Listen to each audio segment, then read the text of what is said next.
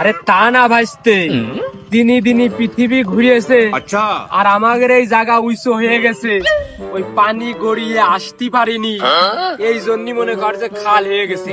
আরে কত জাহাজ চলতো আগে, তুই দেখ পিছনে নুলা গাছ দেখা যাচ্ছে, এমনিতে জাহাজ চলতো। আরে নুলা গাছে কত জাহাজের ওই ছাদ বাইতে যাইতো, এ নিয়ে কত জ্ঞানজাম। আর কি কইরে তোকার বুঝবো। No, no, no, no. You are is old man. This is wrong. এই লঞ্চের শুধু রং উঠতো, সেই নুলা গাছের বাড়িতে সেই উপরে সেই স্টিল মিস্টিল সব বেকা হয়ে যাইতো না।